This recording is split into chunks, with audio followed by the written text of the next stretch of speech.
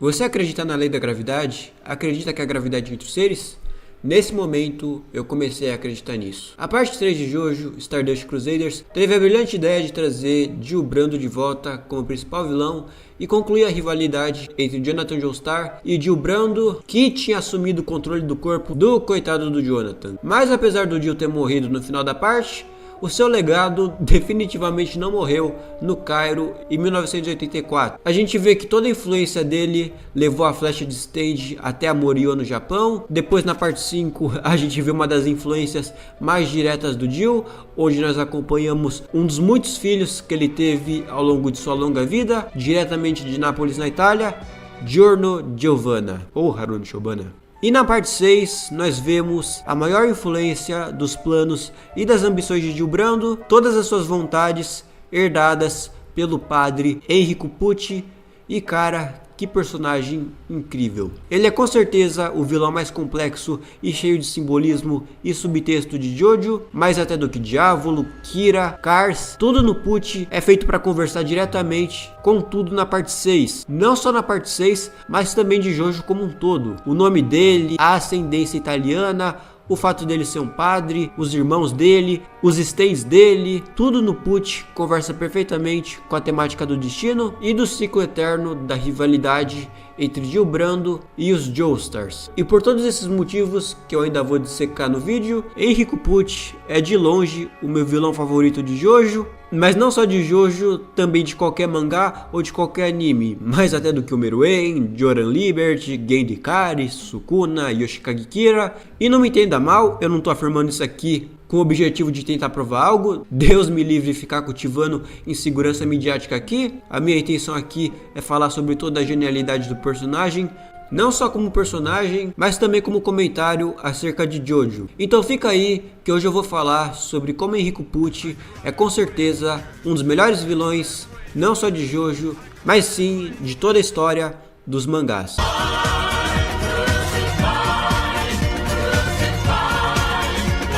E uma coisa que é essencial para entender Enrico Pucci é antes entender Jill Brando, pois uma boa descrição do Pucci é que ele é a vontade herdada do próprio Jill Brando, e muita gente tem uma visão equivocada sobre o Jill, acha que ele é um vilão que é só mal e ponto, e essas pessoas não estão erradas, mas também não é simples assim. Nas 3 primeiras partes, ele até podia ser pura maldade, mas na parte 6, através do Pucci, nós conhecemos mais do lado, entre aspas, humano do Jill e as suas motivações, onde por ele ter mergulhado de vez nesse mundo de mortalidade, vampirismo e stands, ele começou a cada vez mais ficar interessado no universo e no destino. Eu gosto de imaginar que conforme ele foi vivendo, ele percebeu que tudo no universo está destinado a acontecer e que tudo isso sempre vai se repetir. Então, se tudo no universo está fadado a se repetir eternamente por causa do destino, o destino é um conceito tangível e material e que poderia ser afetado por alguém que controla o espaço-tempo, e se usar o aro do controle do tempo, ele tem um certo controle sobre a gravidade, e se ele tivesse ainda mais controle sobre a gravidade e o espaço-tempo, logo ele teria controle total sobre o destino de todo o universo, se tornando simplesmente invencível.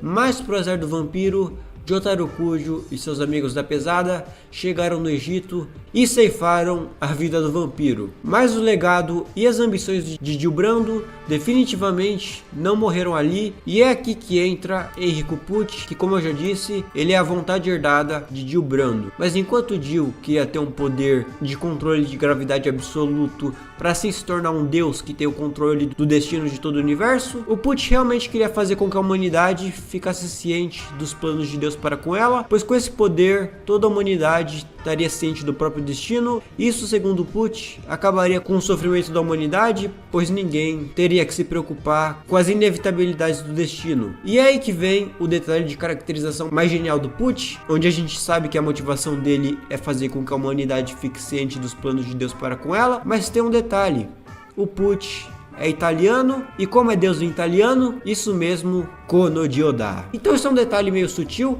que entrega desde o começo que a jornada do Pucci é uma baita de uma contradição, onde ele se engana achando que ele estaria fazendo com que a humanidade ficasse ciente dos planos de Deus para com ela. Podia até ser isso, mas definitivamente não do Deus cristão, mas sim em Dio Brando, que se chama literalmente Deus em italiano, e essas contradições vão acabar eventualmente sendo a maior ruína do personagem, mas enfim, a morte do Dio foi uma baita perda pro Pucci e pro plano dele, porque o plano de evoluir o stand até um stand que controla a gravidade e o tempo absolutamente sem nenhuma restrição, ia ser muito mais fácil se esse plano fosse aplicado pelo próprio Dio, porque o stand do Dio já pausava o tempo e com um pouquinho mais de treino ele podia fazer isso pelo tempo que ele quisesse, e com uma simples evolução ele poderia evoluir o Zawarudo para um stand que faz o que quiser com o tempo. Mas com o Pucci as coisas iam ser um pouquinho mais complicadas, porque o stand do Pucci não é um stand de controle temporal que nem o Zawarudo, mas sim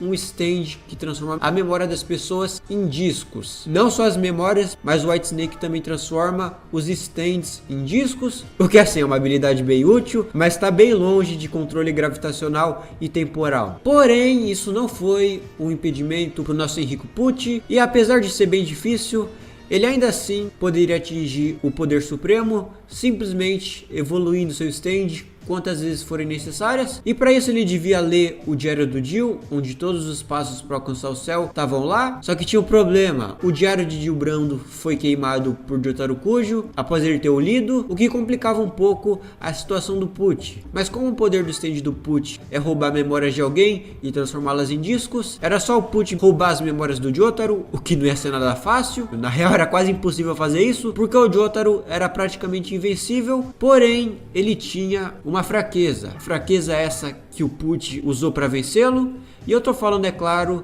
de Jolyne Kujo. E cara, que personagem fascinante. A Jolyne é facilmente a minha JoJo favorita, e eu preciso fazer logo um vídeo sobre Stone Ocean, na mesma pegada do vídeo de Steel Ball Run, para falar sobre como essa personagem é absurdamente bem escrita e como a Jolyne é uma personagem fascinante. Eu tenho que fazer esse vídeo urgentemente, mas enfim. Assim o Jotaro ficou em coma, sobrando para Jolyne salvar seu pai e parar o Padre Pucci, e é nisso que ela conhece o Weather Report, um grandalhão que dorme em um piano e é amigo de Narciso Anasui, o último romântico, e do Empório, que vai ser importante daqui a pouco. E esse Weather no começo é um tanto quanto misterioso, porque o Pucci roubou as memórias dele e o manteve preso na prisão de Grindolph Street, e ele tinha apenas o seu stand que se chamava Weather Report, e ele tem o poder de controlar o clima. Mas tem um motivo pelo qual Enrico Pucci o mantém preso e sem suas memórias, pois Enrico Pucci e o Weather Report são irmãos gêmeos idênticos. Quer dizer, ignora a parte do idêntico. E quando o Weather ainda tinha suas memórias,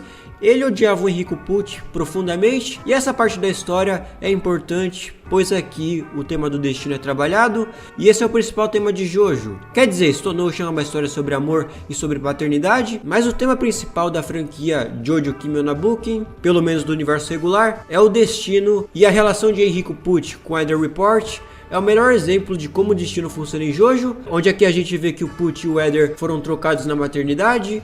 O Pucci foi criado por seus pais biológicos e o Weather foi criado pela mulher que o trocou na maternidade por seu filho morto. Assim, o Pucci passou boa parte de sua vida achando que seu irmão gêmeo tinha morrido, quando na verdade ele só tinha sido criado por outra mulher, que não soube lidar com a perda de seu filho. Então o Pucci foi criado em uma família rica nos Estados Unidos, e ele não era filho único, porque além do Weather, que ele achava que tinha morrido, ele tinha uma irmã chamada Perla, e o Pucci desde muito novo estudava para ser padre. E um detalhe interessante é que o Pucci nasceu com uma deformidade no pé que fazia com que ele sempre andasse mancando. E certo dia, quando o Pucci estava andando pela cripta da igreja, ele tropeçou em dois pés usando sapatos um tanto quanto peculiares, e o portador daqueles sapatos se revela e fala que ele estava dormindo ali, pois ele tinha alergia ao sol. E esse homem misterioso pergunta ao Pucci se ele acredita na lei da gravidade, e entrega a ele uma ponta de uma flecha que sempre aponta para o Pucci, e o homem misterioso some nas sombras, deixando mais perguntas do que respostas. E quando o Pucci ia atrás dele, ele percebe que o homem alérgico ao sol curou o pé dele e que ele podia andar normalmente agora. E, enfim, apesar de nessa época ele não ser um padre, era ele que tomava conta da igreja. E certo dia uma mulher foi até a igreja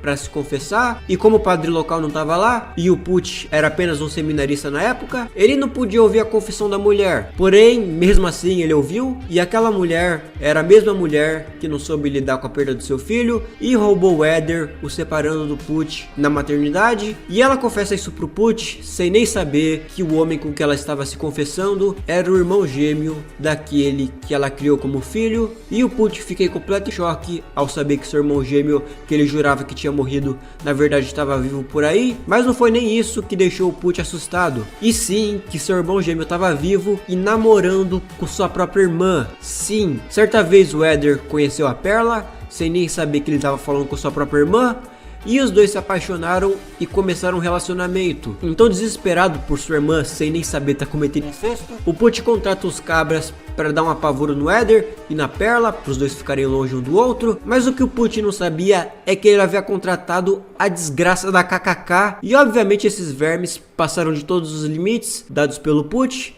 ao ponto de que tanto o Eder quanto a Perla optaram por desistir de tudo. Então a Perla infelizmente acabou morrendo e o Pucci fica completamente devastado, porque meio que tinha sido culpa dele. E nesse momento o Pucci começa a se arrepender profundamente dos seus pecados e clama aos céus: quem deve ser amaldiçoado sou eu! E nesse momento o pedido do Pucci é atendido e ele é atingido pela flecha de Stand, se tornando assim sua maldição. E eu gosto de como o Jill aparece nessa cena com uma presença quase que divina, porque reforça aquilo de que apesar do Pucci ser cristão, a vontade que ele estava fazendo não era de Deus, mas sim do Jill, que também é um personagem com subtexto religioso muito forte, principalmente considerando a parte 5, onde o filho dele derrota um cabra que se chama literalmente Diabo. E nesse momento que o Pucci está completamente afundado em dor e sofrimento, ele lembra de todas as palavras do Jill sobre gravidade e o destino, e como eu já disse, destino é algo tangível no universo de Jojo. O destino realmente existe em Jojo, então ele seria afetado pela gravidade, a lei que rege o universo. Então nesse momento o Pucci percebe toda a ironia do destino, que todo aquele sofrimento que ele estava passando meio que poderia ser simplesmente evitado se ele soubesse do seu próprio destino, se ele soubesse dos planos de Deus para com ele, porque a inevitabilidade do destino não ia ser mais um terror, apenas algo que todos sabem. Você pode até pensar que é desesperador saber de antemão os males do futuro, mas é o contrário. Isso porque a devida preparação afasta o desespero. E em Jojo é meio que impossível alterar o destino. Se algo é pra acontecer, isso vai acontecer, não importa o quão poderoso você seja. E essa cena é o melhor exemplo disso, porque o Pucci foi atingido pela flecha de Stand, mesmo que ninguém tenha tirado a flecha de um arco, ele foi atingido pela flecha que ele guardava no bolso, porque isso era pra acontecer. Não importa como, o Pucci era para despertar seu Stand. Então nesse momento o Pucci tem meio que uma iluminação que o motiva a ter controle total da gravidade e do destino, para que ninguém mais sofra nas mãos do destino. Mas não ia ser simples assim, porque o Weather Report ainda estava vivo, completamente furioso com seu irmão gêmeo, e os dois estavam destinados a se enfrentar até a morte. E se você viu meu vídeo sobre a Maki de Jujutsu Kaisen, você sabe que existe uma velha superstição muito popular no Japão, de que gêmeos dão azar e que eles meio que seriam a mesma alma. Então se a alma do Pucci foi atingida pela flecha, o Eder também foi. E eu gosto como os stands dos dois são completamente diferentes e antagônicos. Enquanto o stand do Eder é todo angelical e remete aos céus, o do Pucci é todo demoníaco e remete a uma cobra que leva as pessoas ao pecado, mesmo ele sendo um padre. Então eventualmente o inevitável acontece e o Eder recupera suas memórias e parte para enfrentar o Pucci. Mas todos os esforços do Eder não foram bastante, pois o Pucci consegue o matar. Porém, esse não seria o fim do Eder, pois o White Snake havia conseguido remover o stand do corpo do Eder, e a Jolyne consegue recuperar o stand do Eder, que representa que apesar de ele estar morto, sua vontade ainda estava viva. Então, através das memórias do Jotaro, o Pucci conseguiu acessar todos os passos para alcançar os céus. Então, sacrificando a alma de 38 pecadores e usando o único osso que sobrou do corpo do Jill, ele dá origem a um bebê verde, que pelo fato desse osso na verdade ser do Jonathan e não do Jill, o bebê tem a mesma marca da estrela nas costas que os Joestars possuem, e ele até criou um certo vínculo com a Jolyne, que não durou muito, porque o Pucci recupera o bebê verde. Inclusive, parando pra pensar agora, existe um certo paralelo entre o Pucci e a mãe que roubou o Eder da maternidade, porque assim como ela, o Pucci também roubou o bebê verde, que teoricamente seria um Joestar, que inclusive já estava criando um apego quase que materno na Jolyne. E pelo fato do bebê verde ter o DNA do Jonathan, ele também tinha um pouco do DNA do Jill, o que fez com que ele tivesse poderes gravitacionais. Então, após recitar as 14 palavras para alcançar os céus, o White Snake e o bebê verde se fundem, assim formando o Simum, um stand de controle gravitacional que é tão poderoso que pode mudar o eixo gravitacional da Terra, como se o que você conhecesse como chão virasse paredes e as paredes virassem o chão. Assim o chão seria como um penhasco gigantesco que faria tu entrar em queda livre em um raio de 3 km. E o pior é que essa não é nem a forma final dele. Essa é uma pequena demonstração do poder de controle gravitacional absoluto que ele teria quando ele atingisse o poder supremo. Mas para isso, ele precisaria da gravidade da Lua Nova, onde ele teria o seu despertar. Só que não ia dar tempo, porque o Jotaro tinha voltado, além de que as habilidades dos stands do Jotaro e do Anasui estavam sendo um baita problema para ele, e se ele ficasse parado esperando a Lua Nova chegar, ele ia acabar morrendo. Então, para acelerar a evolução do stand, ele procura um ponto onde a gravidade era similar à da Lua Nova, e em paralelo a isso, o Anasui estava prestes a matar o padre, porém no momento que ele ia matar o Pucci, o padre tinha chegado em um ponto onde a gravidade era a mesma da Lua Nova, e nisso ele atinge o poder gravitacional supremo. E se o White Snake evoluiu para o Simon, o Simon evoluiu para sua forma final, atingindo o poder supremo, assim evoluindo para o Made in Heaven. E se o Made in Heaven foi atingido, vocês já sabem o que isso significa.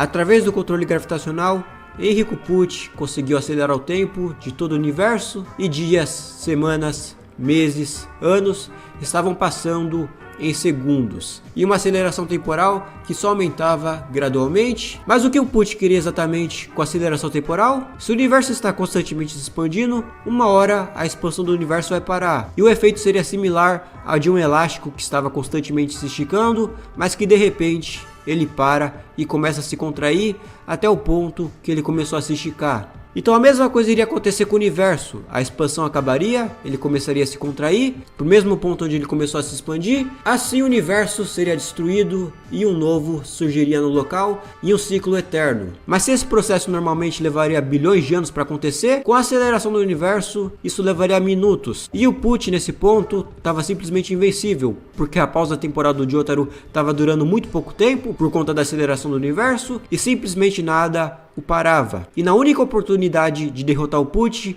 acontece uma das melhores cenas de Jojo, que só não é a melhor, porque a melhor acontece daqui a pouco, onde o Jotaro é confrontado com a decisão de matar o Pucci e salvar o universo inteiro, ou salvar sua filha, que ia ser atingida por uma chuva de facas, assim como o Dio fazia. Então, confrontado com essa decisão, a reação do Jotaro é o mais sincero grito de desespero.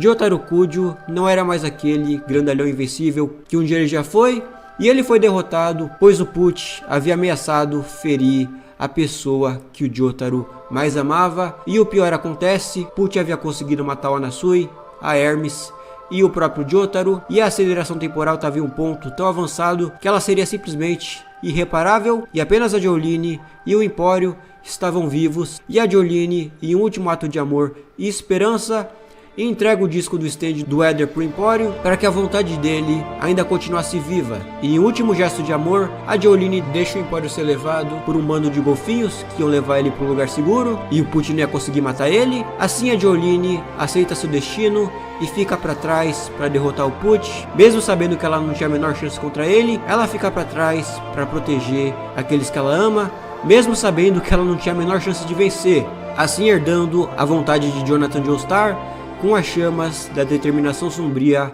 ardendo em seus olhos. Com certeza a melhor cena de Jojo, uma personagem absurdamente bem escrita e complexa, se sacrifica para que o Empório ainda tenha uma última chance de salvar o universo. Assim Jolyne Kujo morre, o universo é destruído e o Empório passa para um novo universo que foi criado, no mesmo ponto onde ele conheceu a Jolyne, e o plano do Pucci começa a demonstrar efeitos quando nós vemos as mesmas cenas que nós já vimos anteriormente, mas com essas contrapartes em completo sofrimento do Jotaro e da Jolyne, porque os originais já estavam mortos, e também pelos guardas que começaram a ter lembranças de que eles já tinham vivido aquela exata mesma cena no antigo universo. E nesse momento o Pucci havia se tornado um ser acima do destino e da gravidade, então ele não estava mais sendo afetado pelo destino. O destino dele estava completamente em aberto, ao contrário do Empório, que estava destinado a entrar na sala fantasma. Não importa o quanto ele fugisse, ele sempre iria entrar no Burn Down the House, porque esse era o destino dele. E meio que o maior poder do Pucci acabou sendo a sua maior ruína,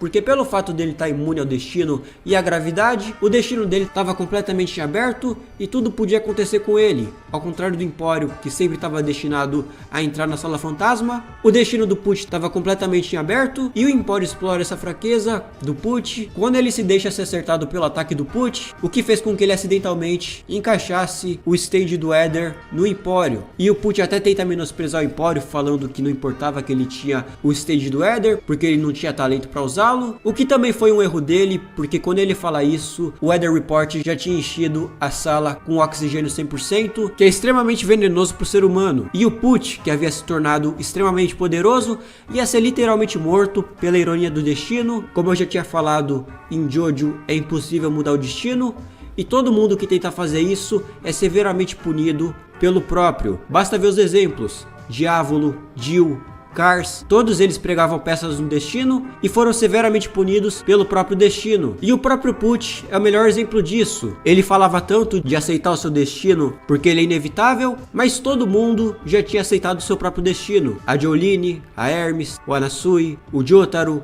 o Éder, todos eles já haviam aceitado que eles iriam morrer. O próprio Empório já havia aceitado o próprio destino. E a direção do anime meio que brilha nessa parte, porque no fundo da cena toca um remix do tema da Jolene e do tema do Jotaro, para mostrar que o Empório herdou a vontade tanto da Jolene quanto do Jotaro, e o único que não havia aceitado isso era o próprio Pucci, que assim como os outros vilões de Jojo, ele também tentou pregar peças do destino, porque ele se tornou literalmente um ser maior que o próprio destino e a gravidade, e ele teve meio que a punição suprema. Ele morreu completamente humilhado pelo simples fato dele respirar, e em uma última tentativa desesperada de conseguir se salvar, ele iniciou outro reset do universo, e nesse novo universo ele recebeu a maior punição possível, a literal não existência. No desespero, ele criou um universo onde ele nunca existiu, e se ele nunca existiu, ele acabou criando um universo perfeito para os Joestars, um mundo onde o Jill morreu no Egito e seu legado morreu junto com ele. Então nesse universo, o Jotaro nunca foi um pai ausente para Jolene, a Hermes nunca perdeu sua irmã, o Anasui nunca foi preso, e esse é o universo onde o conflito eterno entre o Jill e os Joestars finalmente tinha acabado. E se as influências de Jill Brando tinham acabado, as aventuras bizarras de Jojo também tinham acabado, e isso é refletido na própria Jolene, que aqui já não se chama mais Jolene, e sim Irene. E considerando a pronúncia do nome dela em japonês, ela perdeu o Jo do nome dela, pois as aventuras bizarras de Jojo finalmente tinham acabado. Falei que meu nome é Empório.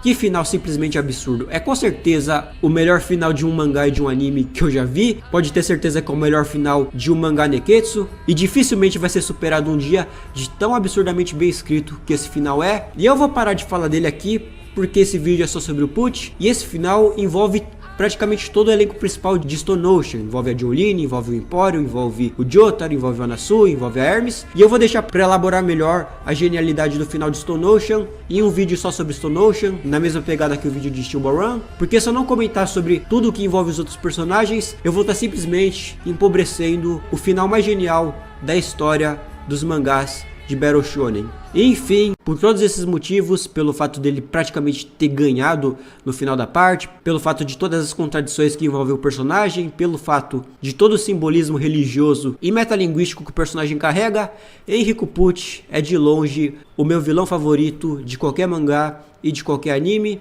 e se pá, ele é meu vilão favorito de todos os tempos. Eu acho que eu comecei a apreciar mais ele do que o próprio Lord Chain. Enfim, é isso, espero que tenham gostado. Se vocês gostaram, considere compartilhar, porque ajuda bastante, ou até mesmo virar membro. E falando em membro, muito obrigado aos membros do canal. Então muito obrigado ao Eric, ao Gabriel Souza Neres, ao Rafis, ao Snowing, ao Inyo Asano, que virou membro recentemente. Muito obrigado aos membros do canal. E no mais é isso. Nós nos vemos no meu próximo vídeo, eu acho. Falhou!